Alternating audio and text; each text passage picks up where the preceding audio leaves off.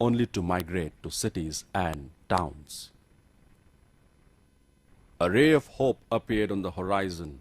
Dr. R.S. KUMARA, the Karimnagar District Superintendent of Police, made it possible that where there is a will, there is a way. He encouraged the surrenders at will. It has reached its peak during his tenure that a record number of 46 Naxalites were made to lay down their arms before the Chief Minister, Chandrababu Naidu, and the Director General of Police in Hyderabad in one go. Retaining them in the mainstream was made tough, with surrendered extremists began to feel insecure, both from the police and their former colleagues. For the first time in the country, the Tough Cop has organized a novel program named Parivartana Sadasulu at Huzurabad and Husnabad villages, wherein hundreds of militants were made to assemble. Their names were deleted from the police records after a close introspection. It was not the end of the daunting task. The problems after surrenders continued unabated with the Naxalites. Another unique program called Nimmajanam was devised to infuse confidence in the extremists. All the records pertaining to their pending charges were handed over to them, only to be burnt away. Their joy knew no bounds.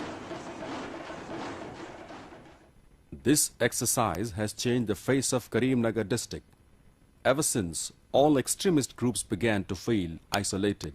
The district corps went deep into the root cause of other social problems that has contributed to the growth of extremism. Illiteracy has been one among such problems with which the corps have decided to fight with. In Rangampet village, the corps motivated them to organize Ma Uriki Randi, Come to Our Village program. The objective behind the program is to go door to door, inviting teachers living in nearby towns and cities to come to their village in order to impart basic education to their kids by offering them free food and accommodation. What started on a small note once by Karimnagar Corps has soon transformed itself into a major movement statewide, inspiring the state government to issue a GO number 45 directing all its employees to reside at their workplaces. But the district corps still felt there is some vacuum left. A policeman's death, it's going unnoticed.